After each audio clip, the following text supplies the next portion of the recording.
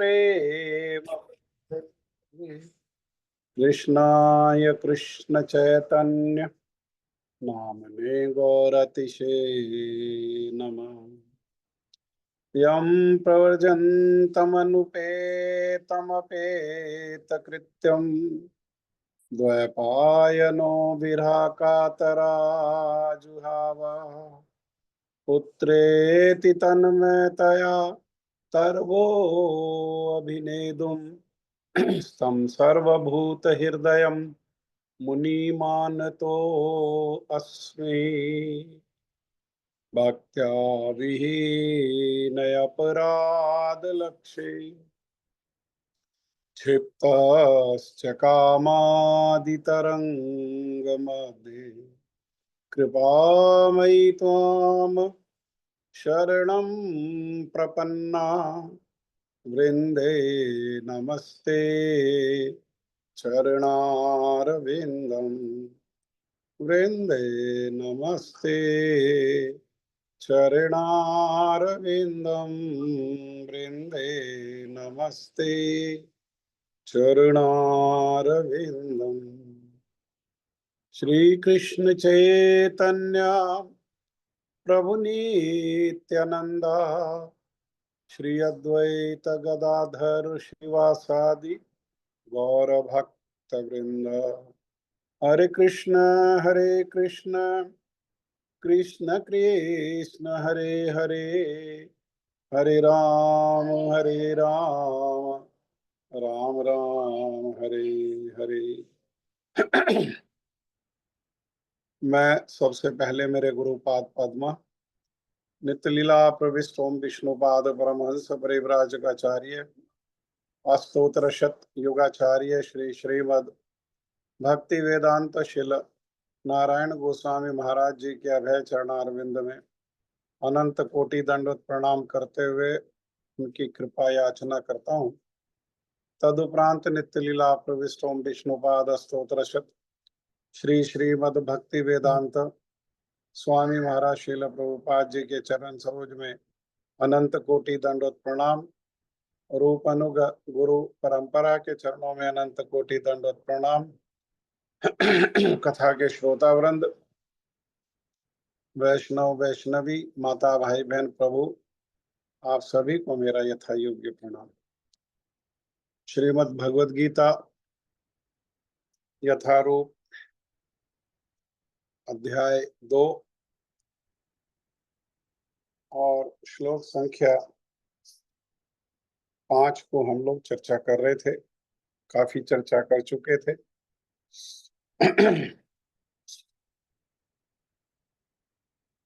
श्लोक संख्या 5 में अर्जुन कह रहे हैं, गुरु न हत्वा हि महानुभावान्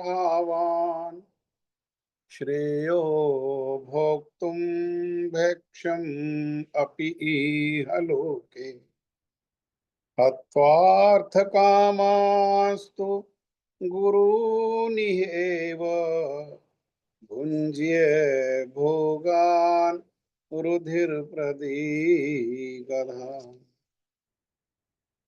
आप लोगों ने परसों ये श्लोक को दोहराया था। इसमें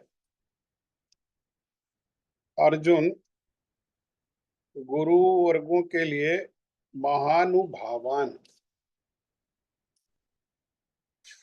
शब्द का प्रयोग कर रहे हैं। तो विशेषण है, ये विशेषता बता रहा है कि गुरुजन कैसे हैं, वो महानुभाव। हाँ? तो ऐसे जो महानुभाव गुरुजन है उनको ना मार करके इस संसार में भिक्षान्न के द्वारा भी जीवन यापन करना कल्याणकारी है।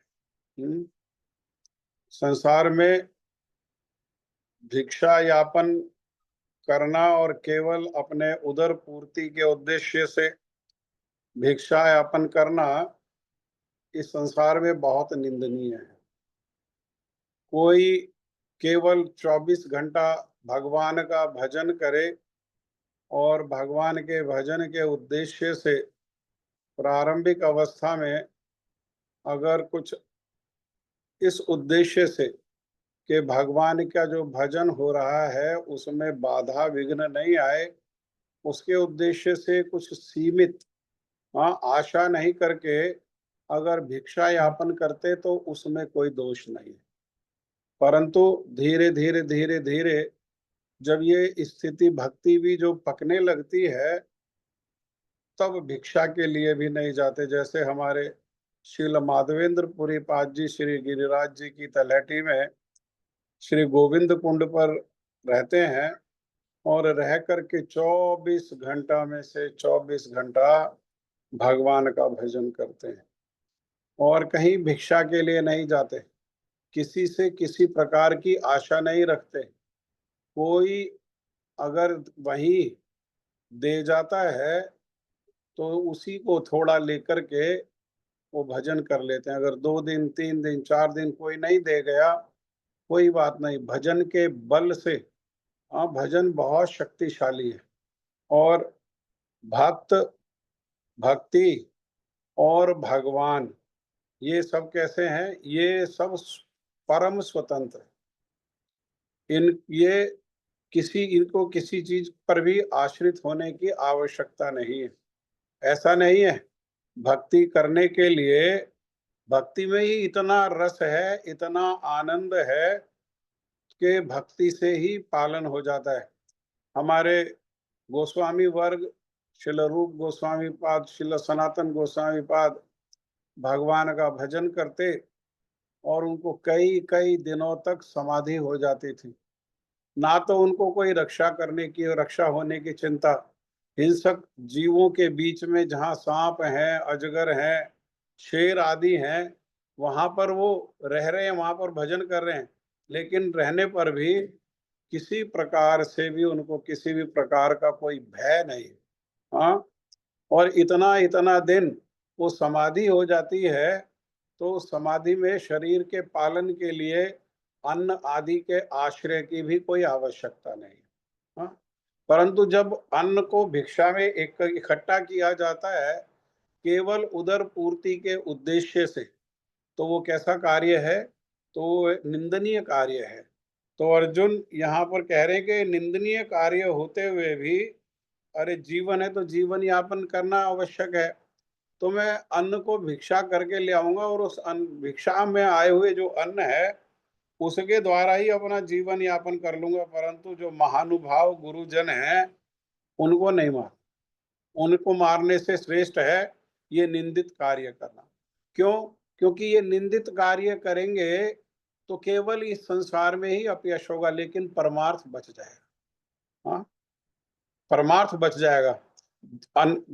अन्यथा इस संसार में हमने यश का विचार किया और अपने परमार्थ को बिगाड़ लिया तो ना इस जीवन में मंगल होगा ना आने वाले जीवनों में मंगल होगा, है ना। जन्म अनेक महा दुख पायो, मदन गोपाल शरण तेरी आयो। हाँ, अन्यथा क्या होगा? अन्यथा अनेकों अनेक जन्म, एक के बाद एक जन्म, एक के बाद एक जन्म, और उन जन्मों में हर प्रकार के दुख कष्ट, किसी भी प्रकार का शरीर मिले उसमें दुख कष्ट जो है वो रहता ही है। देवताओं को देव शरीर मिल जाता है देवताओं वाला, और उस पर भी इंद्र जो है राजा बन जाते हैं, उसको भी कष्ट होता है, उसके ऊपर भी असुर लोग जो है आक्रमण कर देते हैं, उसको भी अपनी जो प्राण से प्रिय जो नगरी है उसको छोड़ करके और अपनी जो सुधर्मा जो सभा है उसको छोड़ करके वहां से भागना पड़ता है, कंदराओं में छिप करके रहना पड़ता है। हाँ, बलि महाराज ने इसी प्रकार से किया, तो बलि महाराज से अपनी रक्षा करने के लिए वो कंदराओं में जाकर के छिप गए। गुरुजी के पास गए तो गुरुजी ने भी कह दिया अभी कुछ नहीं हो सकता, अभी छिप करके रहो, अनुकूल समय जब आएगा अनुकूल समय की प्रतीक्षा करो, जब तक अनुकूल समय नहीं आता है तब तक क्या करो, तब तक जैसे तैसे अपने आप को छिपा करके रखो, जहां स्थान मिलता है जैसे तैसे छिप जाओ। और आगे फिर अर्जुन कह रहे हैं किंतु गुरुजनों की हत्या करने से इस लोक में ही रक्त रंजित अर्थ, अर्थ का अर्थ माने धन आदि संपत्ति जो राज्य है, हाँ, राज्य में क्या मिलेगा? राज्य में धन संपत्ति आदि मिलेगा, ऐश्वर्य मिलेगा, सम्मान मिलेगा, वो सब क्या है? वो सब अर्थ है। लेकिन गुरुजनों की हत्या करके इस लोक में वो मिल भी जाए, तो वो कैसा होगा? वो रक्त रंजित, रक्त में सना हुआ, हाँ? और कामरूप भोगों को भोगना पड़ेगा। तो मैं तैयार नहीं हूँ रक्त रंजित अर्थ को और कामना से विवश होकर के भोगों को भोगने के लिए। मैं तो गुरुजनों को नहीं मार करके भिक्षा करके और अपना जीवन जो है यापन करूंगा। इसमें गुरुदेव ने ये श्लोक को बहुत विस्तार से समझाया है, अनेकों अनेक उदाहरण दे करके, अनेकों अनेक कारण दे करके कि गुरुजन जब इतने श्रेष्ठ पद पर हैं, हाँ, द्रोणाचार्य गुरु हैं, भीष्म पितामह हैं, वो भी गुरु हैं, हाँ, तो इतने श्रेष्ठ पद पर हैं, तब भी भगवान इस पक्ष में होते हुए भी वो विपक्ष में युद्ध क्यों कर रहे हैं? उनके क्या-क्या कारण है, क्या गौण कारण है, क्या मुख्य कारण है, सबको शास्त्रों से वो उसको सपोर्ट करते हुए, शास्त्रों से प्रमाण देते हुए गुरुजी ने बहुत विस्तार से समझाया है। तो ये गुरुजी का जो है, इसको हम पढ़ेंगे और इसको समझने का प्रयास करेंगे। ये थोड़ी-सी भाषा जो है क्लिष्ट है, लेकिन हम फिर भी उसको सरल करके, जहाँ भी कोई ऐसी बात होगी, उसको फिर उसका अर्थ बता करके साधारण शब्द में फिर आगे चलेंगे। हमने कहा था गुरुजी से, बहुत सारे लोग गुरुजी के पास आते थे, गुरुजी के शिष्य, और वो कहते थे कि हम जो है प्रचार कार्य में जाते हैं, वहाँ शास्त्र ग्रंथ देना चाहते हैं, लेकिन लोग ग्रंथ लेते ही नहीं है। जो लोग ग्रंथ लेते हैं, वो भी नहीं अध्ययन कर पाते हैं, क्योंकि भाषा जो है बहुत कठिन है। हाँ, तो आप इसको सरल भाषा में कर दो, तो सरल जैसे और दूसरे और हमारे संप्रदाय हैं और दूसरे जो सोसाइटीज़ हैं, उनके जिस प्रकार से सरल भाषा में ग्रंथ हैं, आप इसी भाषा में ग्रंथ कर दो, ताकि लोग लें और लोग लेकर के लाभान्वित हों। तो ऐसा विचार सुन कर के वो गंभीर हो जाते थे और कहते थे कि मैं तो किसी मिशन के साथ यहाँ पर आया हूँ, मेरे बाद जैसी तुम्हारी इच्छा हो वैसा कर ले। गुरुजी जो है कॉम्प्रोमाइज़ करने के लिए तैयार नहीं थे।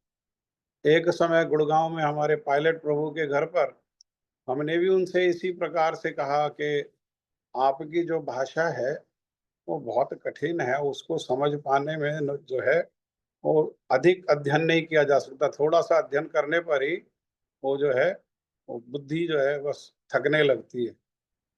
तो गुरुजी ने कहा, उस दिन हमको कारण बताया, बहुत सुंदर रूप में। गुरुजी ने कहा कि देखो, अगर पहाड़ों की शोभा को देखना है, तो पहाड़ों पर चढ़ने की चेष्टा करनी पड़ेगी। बिना पहाड़ पर चढ़े हुए, बिना उस चेष्टा को किए हुए, बिना उस प्रयास को किए हुए पहाड़ की शोभा जो है, वो देखने को नहीं मिलेगी। और पहाड़ को काट करके ही अगर मैदान बना देंगे, तो पहाड़ की शोभा शेष हो जाएगी, कोई लाभ नहीं। इसलिए क्या करो? इसीलिए थोड़ा उन्नति करो। कैसे उन्नति करो? भजन में उन्नति करो, ताकि ये जो जो ये है टोन है गुरुजी के कहने का, वो भक्ति के माध्यम से वो हृदय में प्रवेश करे, है ना? तब हमने कहा कि फिर क्या करें? संस्कृत को सीखें, किसी संस्कृत के आचार्य के पास जाकर के संस्कृत भाषा को सीखें, ताकि ये ठीक से समझ में आ जाए। तब भी उन्होंने डाँट दिया। तब भी कहने लगे कि मेरे पास तुम प्रोफ़ेशनल होने के लिए आए हो या स्पिरिचुअल होने के लिए आए हो? हाँ? प्रोफेशनल लोगों को संस्कृत और ये सब उसमें प्रवेश होने दो, क्योंकि हमें संस्कृत में प्रवेश करना ही नहीं है, हमें भाषा में प्रवेश नहीं करना है, हमें शब्दार्थ में प्रवेश नहीं करना है, हमें किस में प्रवेश करना है? हमें तो भाव में प्रवेश करना है। वो जो कहा जा रहा है, उसका कहने का जो वास्तविक जो भाव है, उसमें प्रवेश करना है। और उसमें प्रवेश करने का एकमात्र उपाय है गुरुजनों के चरणों में, भक्तों के चरणों में आश्रय लेकर के, और उनके आदेश उपदेश को पालन करते हुए और उनकी सेवा की रीति से, उनकी प्रीति के उद्देश्य से, उनकी सेवा की रीति से हम ये भाषा को, ये टोन को हम ग्रहण करते हैं। तो इसीलिए गुरुजी ने जो लिखा है, गुरुजी ने लिखा भी है, पहले तो अनुवाद लिखा है। तो अनुवाद लिख दिया, जो शब्दार्थ है, वो तो हो गया अनुवाद। शब्दार्थ को क्या कर दिया? अनुवाद। वो तो 2-3 लाइन में लिख दिया, जितना श्लोक में कहा गया एक-एक शब्द का अर्थ अलग करके और उसको अनुवाद के रूप में लिख दिया। लेकिन वह जो बाद में जो टोन लिखा, उसको कहा गुरुजी ने भावानुवाद। अनुवाद के साथ भावानुवाद। तो भावानुवाद में कह रहे हैं गुरुजी कि यदि आप कहो कि स्वराज्य ग्रहण करने की तुम्हारी इच्छा नहीं है, पुनः तुम किस प्रकार अपना जीवन निर्वाह करोगे? हाँ, कि प्रभु अगर आप ये कहते हो कि भाई युद्ध नहीं करोगे, तो युद्ध नहीं करके तुम्हारा राज्य वापस नहीं मिलेगा, तुम्हारी जो लूटी हुई जो संपत्ति है, जो धोखे से इन लोगों ने लूट ली है, वो वास्तव में संपत्ति तुम्हारी है, तो वो संपत्ति तो तुम्हें मिलेगी नहीं। वो लोग तो मना कर रहे हैं, वो तो सुई की नोक के बराबर भी तुम संपत्ति देने के लिए या भूमि देने के लिए तैयार नहीं है। तो तुम्हारा जीवन जो है, वो कैसे निर्वाह होगा? तो मैं इसका उत्तर, अर्जुन कह रहे, मैं इसका उत्तर इस प्रकार है कि गुरु वर्ग की हत्या ना कर, क्षत्रियों के लिए निंदनीय है। क्षत्रियों के लिए क्या है ये? भिक्षा आदि जो है निंदनीय कार्य है। ब्राह्मण के लिए भिक्षा है ना? ब्राह्मण के लिए भिक्षा है। क्योंकि जिस समय भागवत में भी आता है कि सुदामा की जो पत्नी है, वो बार बार सुदामा जी को कहती थी, हाँ, कह रहे लोगों के यहाँ तो महीना में 2 एकादशी होती है, हमारे घर में तो महीना में 30 एकादशी होती है, हर रोज ही एकादशी है। और तुम्हारा मित्र जो है, वो द्वारकाधीश है, इतना बड़ा राजा है, तुम उसके पास चले क्यों नहीं जाते? कुछ सहायता कर देगा वो, और उसकी सहायता से हमारा जो है पालन हो जाएगा, आपका भी भजन जो है वो निर्विघ्न भजन हो जाएगा।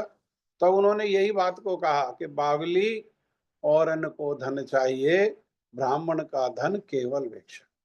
धन जो है, और क्यों? क्योंकि धन में 2 बहुत बड़े दोष हैं। एक तो धन आने पर धन की कामना और बढ़ती है, और धन की कामना जो है, अर्थात धन पाने की इच्छा, उससे ब्राह्मण का पतन होता है।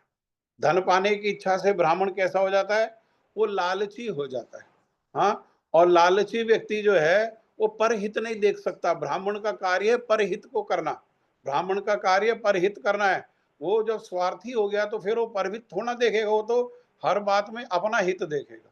हाँ, और जो अपना स्वार्थी है, जिसको अपना स्वार्थ है जीवन में, वो किसी दूसरे का हित कैसा कर सकता है?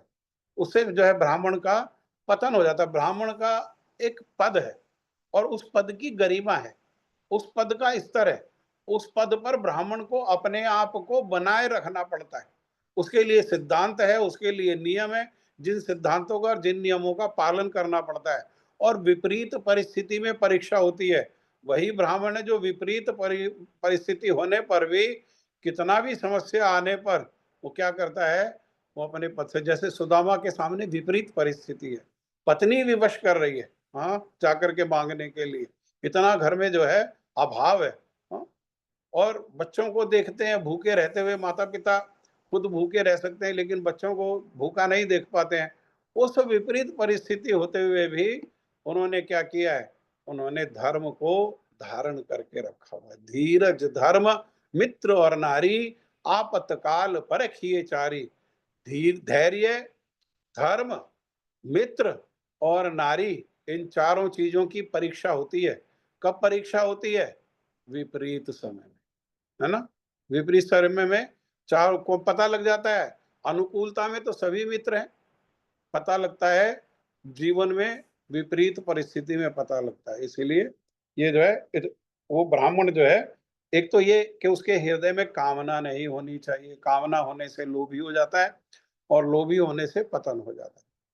दूसरा, ब्राह्मण को धन का संचयन नहीं करना चाहिए, क्योंकि धन को इकट्ठा करेगा तो वो धन में ऐसा आवेश है, धन की ऐसी गति है, वो एकत्रित जो धन है वो लगा देता है, कहाँ छिपाऊं, मित्रों से कहाँ छिपाऊं, मित्र ना उधार मांग ले, संबंधियों से कहाँ छिपाऊं, इनकम टैक्स वालों से कहाँ छिपाऊं, चोर से कहाँ छिपाऊं, वो इसी योजना में लगा रहता है। और ये धन है, ये तो अगर ऐसे ही संचयन करके पड़ा रहेगा तो ये तो इसका ये घटता रहेगा, तो इसको कैसे बढ़ाऊं, कैसे बढ़ाऊं। जो मन लगना चाहिए किसमें, ब्रह्म भूत प्रसन्नात्मा न शोचती न कांक्षति समा सर्वेषु भूतेषु लब्धे मद भक्तिम पराम। हाँ, ब्रह्मभूत होना चाहिए ब्राह्मण को। ब्रह्मभूत अर्थात हर समय भगवान का नित्य निरंतर स्मरण होता रहना चाहिए। अब जब धन संचय कर लिया, धन इकट्ठा कर लिया, तो मन में धन का विचार आएगा या भगवान का विचार आएगा, भगवान की लीला आएगी मन में या धन की सुरक्षा आएगी मन में, भगवान के गुण रूप क्या, भगवान के गुण और रूप की महिमा आएगी हृदय में या उसको बढ़ाने की इच्छा आएगी। इसीलिए ये ब्राह्मण का धर्म है। इसी प्रकार से हाँ, अगर ब्राह्मण भिक्षा करता है तो ब्राह्मण को, जो कहा मैंने पहले भी कहा, ब्राह्मण माने भक्त, अगर भक्त भिक्षा करता है तो उसके लिए निंदनीय कार्य नहीं है। परंतु जो क्षत्रिय है, क्षत्रिय के लिए कैसा है, क्षत्रिय के लिए कार्य जो है ये निंदनीय कार्य है। परंतु तो कह रहे हैं अर्जुन कि गुरुओं को मारने से ये निंदनीय कार्य करना ये श्रेष्ठकर है, ये श्रेष्ठ। मेरे को अगर चुनाव करने का जो है स्वतंत्रता दी जाएगी तो मैं गुरुओं को नहीं मार करके किसका चयन करूंगा, मैं एकमात्र चयन करूंगा भिक्षा करके अपना जीवन यापन करना। तो इससे इस जगत में अपयश लाभ होने पर भी पारमार्थिक अमंगल नहीं होगा। गुरु जी कह रहे हैं कि कितना है जीवन, है ना। और अपने मन की स्थिति है ये कि हमारा अपयश हो गया, अकीर्ति हो गई, है ना। छोटी छोटी बातों में बस संसार के लोग जो है इसी बात में लगे रहते हैं। संसार का एक बहुत बड़ा रोग के क्या कहेंगे लोग, हाँ, ये बहुत बड़ा रोग है, इसी में लगे रहते हैं। अरे भगवान का भजन करते हुए, हाँ, अगर कोई जो है अपयश भी प्राप्त होता है। गोपियों ने भगवान का किस प्रकार से भजन किया, लोगों ने अपने अपने दृष्टिकोण से उनको देखा, जिनका अधिकार नहीं था उन्होंने तो निंदनीय अवस्था में उनको निंदनीय स्थिति में देखा उनको, हाँ, उनके निंदा किया उन्होंने।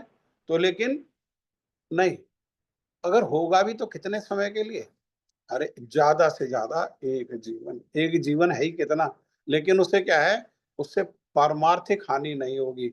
हमको क्या विचार करना चाहिए, परमार्थिक विचार करना चाहिए। जैसे विपरीत समय आया अम्बरीश महाराज के ऊपर, एकादशी का उपवास किया और द्वादशी को उनको पारण करना है ना। और पारण करने के लिए दुर्वासा ऋषि ने आकर के कह दिया कि हम स्नान करके आ रहे हैं और तब हमारे को तुम भोजन करा करके और तब देखना अपना पारण करना। हाँ, यही कर्तव्य है। अतिथि, सामाजिक रूप में भी अतिथि के रूप में ये कर्तव्य है।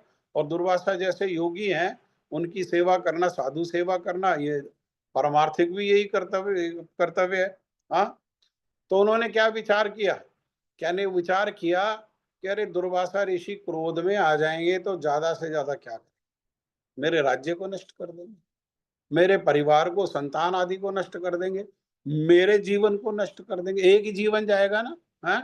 तो मैं क्या करूंगा, लेकिन तब भी जो एकादशी के द्वारा जो परमार्थ मुझे प्राप्त होने वाला है, मैं उसकी रक्षा करूंगा, अपने भक्ति की रक्षा करूंगा। अपने भक्ति भक्ति को देखो उन्होंने श्रेष्ठ स्थान दिया, अपने से श्रेष्ठ, राज्य से श्रेष्ठ, यहाँ तक कि अपने संतान और अपने पत्नी आदि जो संबंधी हैं उनसे भी श्रेष्ठ जो स्थान उन्होंने किसको दिया है, उन्होंने भक्ति को श्रेष्ठ स्थान दिया। और इस तरह से विचार करके उन्होंने क्या किया, उन्होंने अपने एकादशी की रक्षा करी। अर्थात ये कुछ समय अकीर्ति मिलना किसी कारण से, किसी उससे उससे कुछ नहीं, लोग क्या कहेंगे ये हमको विचार नहीं करना है। मेरे गुरुजी क्या विचार करेंगे, मेरे गुरुजी क्या सोचेंगे, ये विचार करना है। क्योंकि हम यहाँ संसार में लोगों को संतुष्ट करने के लिए नहीं आए हैं। यस्य प्रसादात भगवत प्रसादो यस्य अप्रसादान ना गति कुतो अपि। जिनके कृपा से, अर्थात जिन गुरु की कृपा से भगवान की कृपा प्राप्त करने के लिए अलग से प्रयास नहीं करना पड़ता। और जिनकी कृपा नहीं होने पर संसार में कोई कृपा नहीं करता है, कोई स्वीकार नहीं करता है। गुरु के द्वारा त्याग दिया गया गुरुद्रोही, गुरु के चरणों में अपराधी को कोई ग्रहण नहीं करता है, कोई ग्रहण नहीं करता है। तो इसलिए एक ही उद्देश्य है कि मेरी इस क्रिया से क्या गुरुजी प्रसन्न होंगे, मेरी इस क्रिया से, मेरे इस विचार से क्या गुरुजी प्रसन्न होंगे, मेरी इस चेष्टा से क्या गुरुजी एकमात्र ये जो है ये यार्ड स्टिक है ना। इसी के आस हर बात को इसी पर बुनना है। अभिमानी कर्तव्य अकर्तव्य के विचार में अक्षम। पहला अभिमानी और दूसरा अक्षम, मतलब जो सक्षम नहीं है किसमें, कर्तव्य और अकर्तव्य। कर्तव्य मतलब क्या करना है, अकर्तव्य मतलब क्या नहीं करना है, जो इसको भेद करके नहीं देख सकते हैं। और अधार्मिक, हाँ, ये कौन है, ये दुर्योधन आदि। इनके अनुगत रह करके इन गुरुजन का परित्याग करना उचित नहीं है। ऐसा कह दें कि देखो भाई ये तो दुर्योधन है, ये कौन है, ये तो ना इसको ये पता क्या करना है क्या नहीं करना। अगर इसको पता होता तो अपने परिवार में अपने बड़े भाई की पत्नी को, भाभी को उस प्रकार से नग्न करने का प्रयास करता, वो भी पूरी सभा में। हाँ, इसको पता ही नहीं है क्या करना है क्या नहीं करना है, और अभिमानी है। क्यों, बुद्धि विवेक कैसे नष्ट हो गया, तो बुद्धि नष्ट हो गई है अभिमान से। अहंकार विमूढ़ आत्मा, अहंकार से क्या होता है, बुद्धि वो विमूढ़ हो जाता है, अहंकार से व्यक्ति विमूढ़ हो जाता है। हाँ, हेडलेस, जिसको अंग्रेजी में क्या कहते हैं, विमूढ़ का अर्थ है हेडलेस। हाँ, हेडलेस हो जाता है। और अधार्मिक, तो धर्म क्या अधर्म क्या है इसको पता ही नहीं है। तो हम ऐसा कहें कि देखो ऐसा जो व्यक्ति है दुर्योधन, और उसके लीडरशिप में, हाँ, उसके आदेश पर, उसकी प्रसन्नता के उद्देश्य से, उसके जो अधर्म से जो इकट्ठा किया हुआ राज्य है उसकी रक्षा करने के लिए ये गुरुजन जो है और ये भीष्म पितामह ये एकत्र हो गए हैं, तो इनका ऐसे गुरु का परित्याग कर देना चाहिए।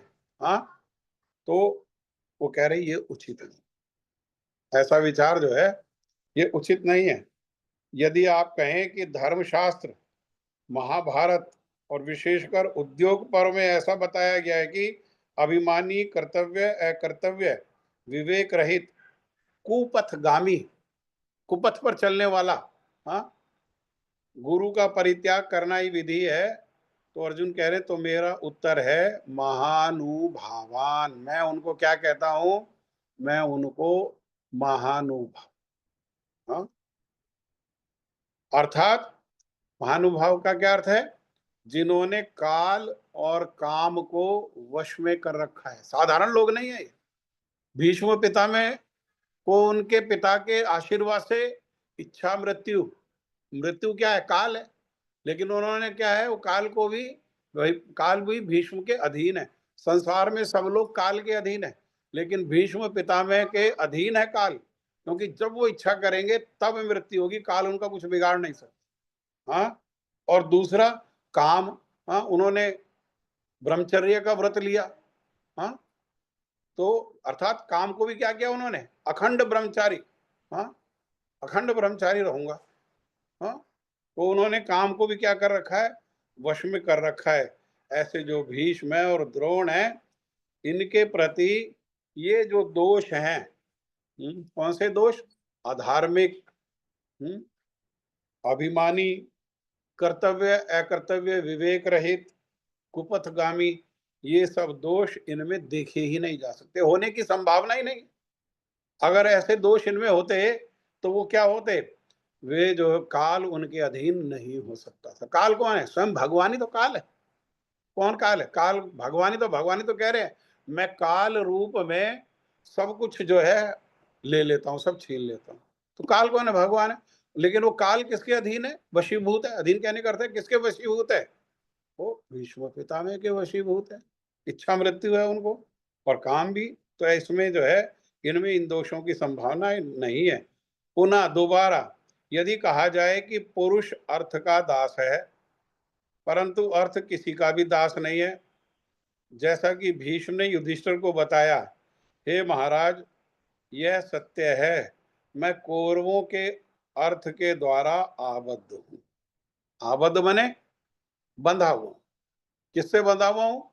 कौरवों के द्वारा जो दिया गया अन्न है, हाँ, उससे मैं बंधा हुआ हूं। हाँ?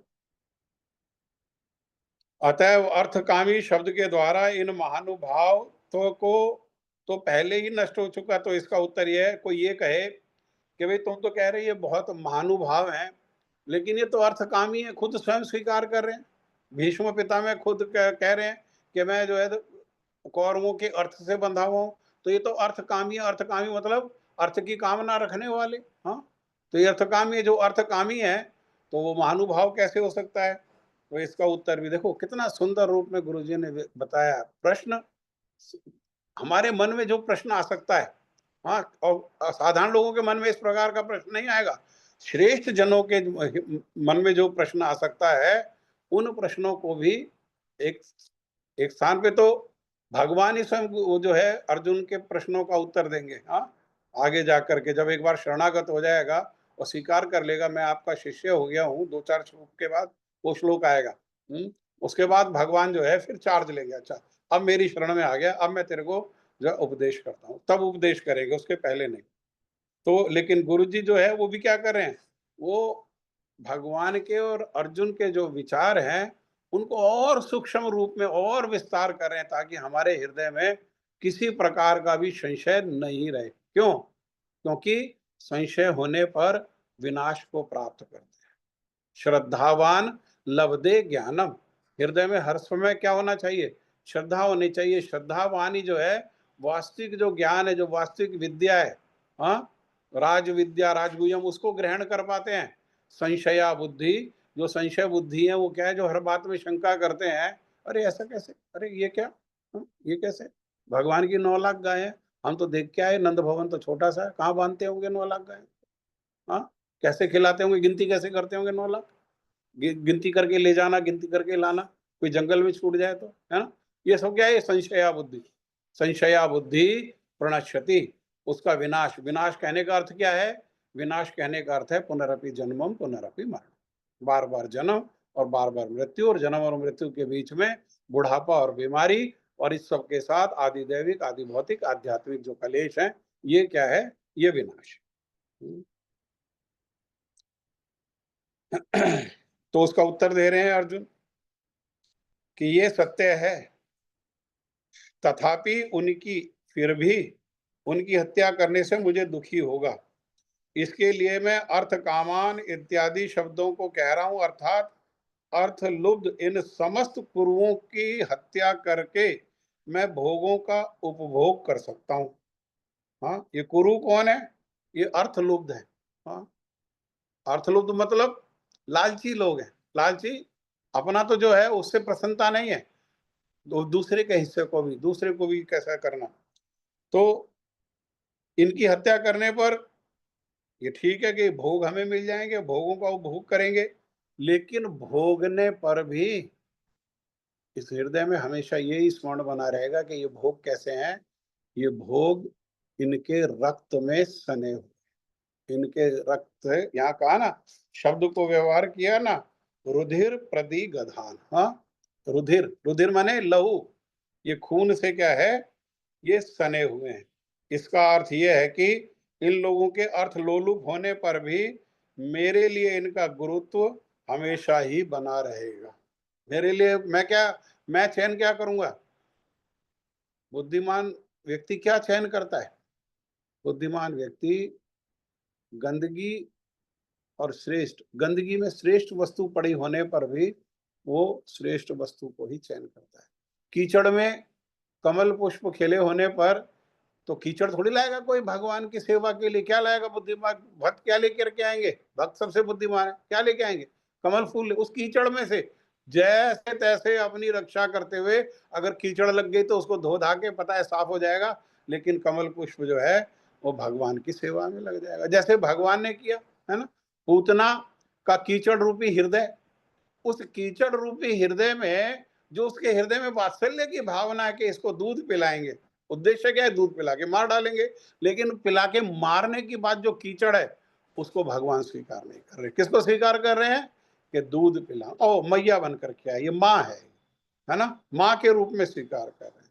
जैसे कोई बुद्धिमान व्यक्ति और उसको कीचड़ में, बहुत गंदगी में सोना पड़ा हुआ दिखाई दे, तो वो कीचड़ उठाएगा ना सोना उठाएगा? अरे सोना उठाएगा। उसमें कोई कीचड़ लग भी जाती है तो धो धा के साफ कर लेगा, क्योंकि सोना जो है वो मूल्यवान है, सोने का मूल्य है। हाँ, इसलिए क्या करे, तो वो क्या, ये भी क्या कह रहे हैं कि अगर कोई कहे कि ये अर्थ लोलुप हैं, हाँ, तब भी मैं इनकी जो गुरु महिमा है, जो इनका महानुभाव पद है, मैं केवल उसी को ग्रहण करूंगा। मैं अर्थ लोलुप को और बाकी जो चीजें हैं, मैं उनको ग्रहण करने के लिए तैयार ही नहीं। हाँ? अतः इनके वध से मैं गुरुद्रोही बनूंगा और वे समस्त भोग निश्चय ही मेरे लिए दुष्कृति मिश्र होंगे। हाँ, जैसा कह रहे हैं, रक्त रंजित होंगे, दुष्कृति है ना, कुकर्म मिला हुआ होगा वो। हाँ? दुष्कृति मतलब कुकर्म मिला हुआ। और आगे कह रहे गुरुजी, अर्जुन मानो शोक और मोह के वशीभूत होकर कृष्ण के वचनों पर ध्यान न दे करके पुनः कहने लगे, हाँ, दोबारा कहने लगे, जो अभी पीछे भगवान श्री कृष्ण ने 2 श्लोक बोले और उसमें कड़वे वचन कहे, हाँ, उन वचनों पर ध्यान ही नहीं दे रहा अर्जुन। वो फिर दोबारा फिर आगे कह रहा है कि स्वजन और बंधु बांधवों की तो बात छोड़ दीजिए, मैं युद्ध के लिए सामने खड़े गुरु द्रोण, कृपाचार्य एवं परम पूज्य भीष्म पितामह का वध एक तुच्छ लौकिक राज्य के लिए करना घोर अमंगलजनक पाप कर्म समझता हूँ। ये राज्य कैसा है? तुच्छ है। तुच्छ क्यों है राज्य? राज्य तुच्छ क्यों है? एक तो यह कि टेम्परेरी, यहाँ जितनी धन संपदा है वो कैसी है? टेम्परेरी, है ना। 8वें अध्याय में भगवान स्वयं कहेंगे, ये संसार का गुण बताते हुए, कैसा है ये? दुखालयम अशाश्वतम। यहाँ सब कुछ कैसा है? टेम्परेरी। तो ये राज्य भी कैसा है? कब तक है राज्य? अधिक से अधिक शरीर रहने तक। शरीर के पहले भी, शरीर रहने के पहले भी छीन सकता है। हाँ, कोई शक्तिशाली राजा आक्रमण करके छीन सकता है। हाँ, जुआ आदि में जैसे हार गए, ऐसे भी हारा जा सकता है, छीन सकता है। अगर रहेगा भी तो अधिक से अधिक कब तक रहेगा? अरे जब तक ये शरीर है। शरीर छूटने पर, शरीर छूटने पर क्या होता है? भगवान काल के रूप में उस शरीर जब छूटता है तो सारे संबंध को छुड़ा देते हैं, सारे जो स्वामित्व है उसको छुड़ा देते हैं, सारी संपत्ति का हरण हो जाता है। अगर जीवन में किसी ने भगवान का भजन नहीं किया, भगवान की भक्ति की संपत्ति को एकत्र नहीं किया, और तो ऐसा व्यक्ति जो संसार की संपत्ति को ही एकत्र करता रहा, संसार के भोगों में ही लगा रहा, तो वो अंतिम समय में कंगाल होकर के जाता है। क्योंकि संपत्ति जो है, संसार की संपत्ति जो एकत्र करी, वो सहायता नहीं कर रही, वो तो एक कदम भी नहीं चल रहा, घर जहाँ है वहीं खड़ा हुआ है, बैंक का पैसा बैंक में पड़ा हुआ है, अलमारी का पैसा अलमारी में पड़ा हुआ है, गले में जो चेन है, हाथ में जो घड़ी है, वो लोगों ने उतार ली। वो संपत्ति, संसार की संपत्ति तो सहायता कर ही नहीं रही। और जो संपत्ति सहायता कर सकती थी, जो संसार के लोग कह रहे हैं राम नाम सत्य है, गोविंद नाम सत्य है, गोपाल नाम सत्य है, जो बता रहे हैं, हाँ, तो वो क्या हुआ? वो तो एकत्र ही नहीं हुआ। हाँ? तो संसार के लोगों का क्या कर्तव्य है? अगर हम किसी के वेल विशर हैं, अगर किसी के शुभ चिंतक हैं, हाँ, तो क्या करना होगा? अरे भैया, पहले से ही, जीवन रहते ही, समय रहते ही बार बार बताना होगा राम नाम सत्य है, गोविंद नाम सत्य है, गोपाल नाम सत्य है। मर गया, अब तो चला गया, अब तो उसके माध्यम से जो पीछे लोग हैं, उससे वो तो लाभान्वित हो सकते हैं। वो वो कैसे लाभान्वित होगा? हाँ, वो तो संपत्ति एकत्र की नहीं, वो तो कंगलों के जैसे जा रहा है। तो ये क्या है? संसार क्या है? ये तुच्छ है। लौकिक राज्य मतलब ये संसारिक जो संपत्ति है, ये कैसी है? तुच्छ है। और उसके लिए मैं गुरु जी का, गुरु द्रोण का, कृपाचार्य का गुरु द्रोण के साले हैं कृपाचार्य, कृपाचार्य के जीजा है कृपाचार्य की बहन है कृपी, उनके पति है द्रोणाचार्य। और परम पूज्य भीष्म पिता का वध करना जो है वो मेरे लिए कैसा है, वो मेरे लिए अमंगलजनक पाप कर्म है। वो कैसा पाप कर्म है, जो जन्म जन्मांतर तक अमंगल को जन्म देता रहे। जन्म जन्मांतर तक ये एक पाप कर्म ये कई अमंगल को क्या करेगा, वो जन्म देने वाला है। ऐसे गुरुजनों का वध करने वाले का परलोक में कोई स्थान नहीं है। अतएव मैं इस लोक में भिक्षा से प्राप्त अन्न ग्रहण कर भी किसी प्रकार जीवन धारण करना गुरुजनों को मारने से श्रेष्ठ समझता हूँ, श्रेष्ठ समझता हूँ। शास्त्रों में देखो, ध्यान से सुने, हम लोगों ने तो क्या किया है, छोटे छोटे लोभ में, अहंकार में, प्रतिष्ठा में हमने क्या किया है, समाज में सारे संबंधों को अपमानित करके रख दिया। लेकिन पुराण क्या कह रहा है, गुरुदेव पूर्ण कूर्म पुराण का उदाहरण दे रहे हैं। तो पुराण क्या कह रहा है, पुराण कह रहा है कि अध्यापक, पिता, ज्येष्ठ भ्राता, राजा, मामा, ससुर, रक्षा करने वाला, नाना नानी, दादा दादी, बंधु, आयु में बड़े एवं चाचा आदि जो है, इन सबको गुरु कहा गया। ये सब कौन है, ये सब गुरु। और आज संसार में थोड़े से धन संपत्ति के लिए भाई भाई को अपमानित कर रहा है, अपने प्रतिष्ठा के लिए भाई भाई को अपमानित कर रहा है। हाँ, भाइयों में भतीजों में कोर्ट केस हो रहा है, लड़ाई हो रही है, एक दूसरे को अपशब्द कह रहे हैं, जबकि संबंधी कॉमन है। एक दूसरे को अपशब्द कहेंगे तो किसको कहेंगे, हाँ, ये किसको कहेंगे, अपने ही लोगों को तो कहेंगे। तो ये सब कौन है, गुरु वर्ग है। उपाध्याय, पिता, ज्येष्ठ भ्राता, चैव महीपति, मातुला, श्वशुर, स्त्राता, मातामह, पितामहो। मातामह मतलब नाना नानी, पितामहो मतलब दादा दादी, बंधु, ज्येष्ठ, पितृव्यश्च, चाचा, हाँ, पुंस्यते गुरुव स्मृता, ये गुरु के समान है। इनको क्या करना चाहिए, गुरु के जैसे इनका स्मरण करना चाहिए। इसलिए श्री द्रोणाचार्य एवं कृपाचार्य क्या है, वो उच्च ब्राह्मण कुल में पैदा हुए। ये धनुर्वेद के अतिरिक्त वेद एवं धर्म शास्त्रों के भी ज्ञाता एवं धार्मिक थे। अर्जुन इनको गुरु के रूप में देख रहे हैं। कैसे पता लगा कि ये धार्मिक हैं, और कैसे पता लगा ये कि सिद्धांत वाले हैं, क्योंकि जैसा हमारे हरे कृष्णा प्रभु भी बता रहे थे पढ़कर के इसमें से, कि द्रोणाचार्य जी ने अर्जुन से प्रतिज्ञा कराई समय रहते हुए, जब उन्होंने सब सारी परिस्थिति को देखा, हाँ, और ठनाठनी को देखा, और उन्होंने तो जान लिया, है ना। ये लोग तो त्रिकालज्ञ जो होते हैं, त्रिकाल को जानने वाले हैं, भविष्य में भी क्या होने वाला है ना, ये भी जान लेते हैं। अरे, थोड़ी सी बुद्धि लगा करके परिस्थिति जैसी है उसको देख करके कोई भविष्य नहीं पता लगा सकता है। हाँ, साधारण व्यक्ति भी कुछ कुछ पता लगा सकता है, फिर ये तो इतने बुद्धिमान है। तो उन्होंने जान लिया कि भाई एक ना एक दिन क्या होगा, एक ना एक दिन इनका और कौरवों का युद्ध होगा, है ना। और मैं कौरवों के पक्ष से युद्ध करूंगा, तो इसलिए अर्जुन को प्रतिज्ञा कराई द्रोणाचार्य जी ने कि प्रतिज्ञा करो कि धर्म युद्ध के लिए अगर मैं भी विरोध कर रहा हूं, मैं भी तुम्हारे विरुद्ध हूं, तब भी क्या करना, तब तुम मेरे विरुद्ध में युद्ध करना। मेरे विरुद्ध युद्ध करना ही क्या है, वो धर्म है, ठीक है ना। किसी कारणवश यदि मैं संग्राम में तुम्हारे समक्ष युद्ध के लिए उपस्थित हूं, तो तुम अवश्य ही मुझसे युद्ध करना, है ना। क्योंकि दुर्योधन की द्रोणाचार्य क्या है, वो भावी महाभारत संग्राम को उन्होंने जान लिया। भीष्म पिता में महाराज शांतनु, थोड़ा थोड़ा परिचय दे रहे हैं। शांतनु और गंगा के चिर कुमार, चिर कुमार मतलब हमेशा कुमार रहने वाले, क्योंकि इन्होंने क्या है, ये काल को वशीभूत किया हुआ है, हाँ, इसीलिए इनको चिर कुमार कह रहे हैं। वो पुत्र थे।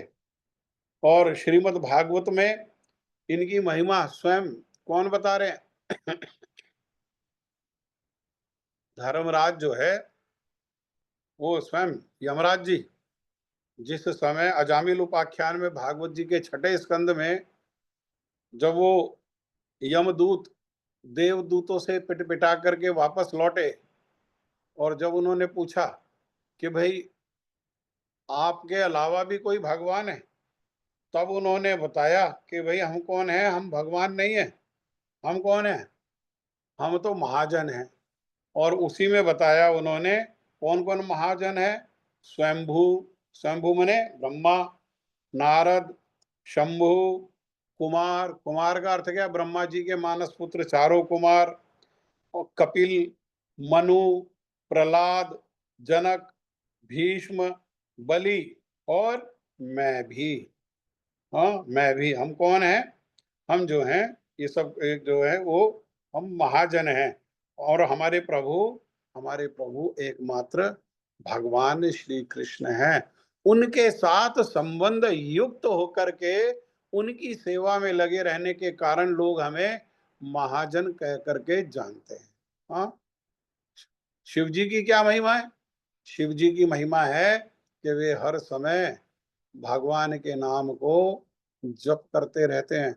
जहां भगवान की कथा होती है सबसे पहले जाकर के बैठ, और फिर भगवान की कथा को जो सुन करके आते हैं वो अपनी सुंदर मुखी पत्नी उमा को वो कथा को सुनाते हैं।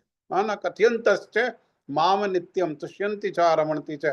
उन्हीं की कथाओं में रमण करते हैं और उसी में तुष्ट होते हैं। इसीलिए वैष्णव नाम यथा शंभु, उनकी ये महिमा है। ब्रह्मा जी की क्या महिमा है? ब्रह्मा जी की महिमा यही है कि हाथ में माला लेकर के हर समय भगवान की लीलाओं का स्मरण करते हुए, भगवान के रूप का स्मरण करते हुए, सुंदर रूप में उनके नाम का जप करते हैं। दुर्गा जी की महिमा क्या है? दुर्गा जी की महिमा यही है कि वे इस दुर्ग की दुर्गा होकर के, ये दुर्ग माने जेल, इस जेल की जेलर होकर के और यहाँ जीवों को प्रताड़ित करती है। उद्देश्य क्या है? उद्देश्य है कि जीव भगवान के शरणागत, सब सुखी हों। और जब तक वे भगवान के शरणागत नहीं होंगे तब तक किसी प्रकार से सुखी नहीं होंगे। इसीलिए उनको प्रताड़ित करते रहती है। प्रताड़ित करने का उद्देश्य क्या है? अरे प्रताड़ित होते होते होते होते कभी तो जीव ये विचार करेगा कि मेरे जीवन में दुख का कारण क्या है। कभी तो खोजेगा, कभी तो खोजेगा। कितना सहेगा? कितना? एक जन्म, दो जन्म, 100 जन्म, 1 लाख, 1 करोड़, 100 करोड़, किसी जन्म में जाकर के तो ये विचार करेगा कि मेरे दुख का कारण क्या है। फिर जान नहीं पाएगा। फिर जानने के लिए क्या करेगा? फिर जानने के लिए साधु के पास जाएगा। साधु के पास पहुंचते ही बस उसका मंगल होना जो है वो प्रारंभ। हाँ, दुर्गा जी क्या करती हैं? दुर्गा जी जो है भगवत विमुख जो जीव हैं उनको विवश करके साधु के पास भेजती, ये उनकी सेवा है ना, ये उनकी महिमा है। इसीलिए इसीलिए उनको एक रूप में वैष्णवी कह करके पुकारा जाता है। हाँ, और एक हाथ में वो भगवान की सेवा करते हुए एक हाथ में क्या करती हैं? वो माला करती रहती है ना। तस्मात् सर्वेषु कालेषु माम अनुस्मरा युद्ध चा।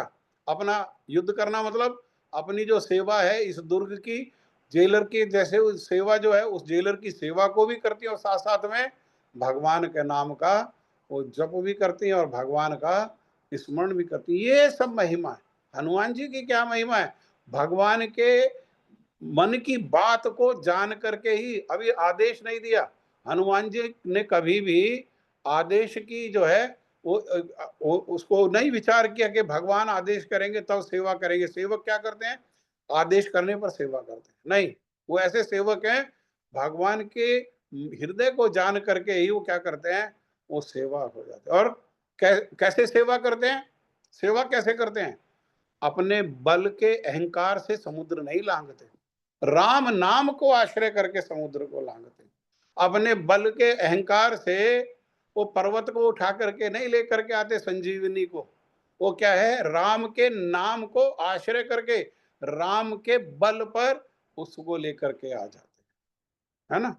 तो ये इस प्रकार से, अतएव ऐसे जो तत्व को जानने वाले जो जगत गुरु, जो सारे जगत के गुरु होने के योग्य हैं, भीष्म द्रोणाचार्य आदि गुरुजन की श्रेणी में वो परिगणित होने पर भी, तथा उनके साथ मिलकर कृष्ण भक्त पांडवों के साथ युद्ध करने पर भी सदा सर्वदा कृष्ण की प्रीति के संपादन के लिए ही सब कुछ करने वाले कृष्ण के परम प्रिय भक्त है। हाँ, बाह्य रूप से देखने में क्या लग रहा है? बाह्य रूप से देखने में लग रहा है कि ये विरोध पक्ष में खड़े होकर के युद्ध कर रहे हैं। हाँ, विरोध पक्ष में, और युद्ध करते करते एक समय तो ऐसा आया जब भगवान श्री कृष्ण के ऊपर तीर चला चला करके भीष्म पितामह ने उनको लहूलुहान कर दिया। हाँ, लेकिन ये सब होने पर भी वास्तव में कौन है ये? वास्तव में ये सारे के सारे भक्त हैं। प्रभु जी समय हो गया, 8:20 हो गए। ठीक है, आगे फिर चर्चा करेंगे। शशांक प्रभु हैं क्या?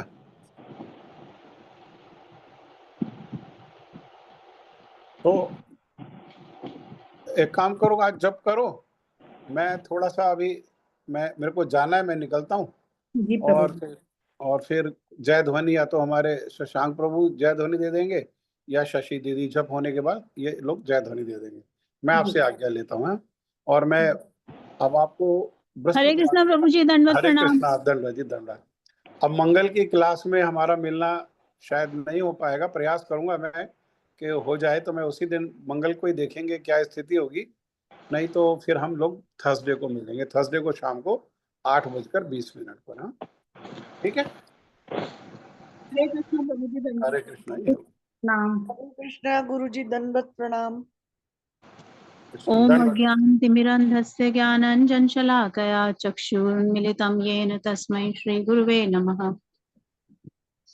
वाञ्छाकल्पतरुभ्यश्च कृपा सिन्धुभ्येव च पतितानां पावनेभ्यो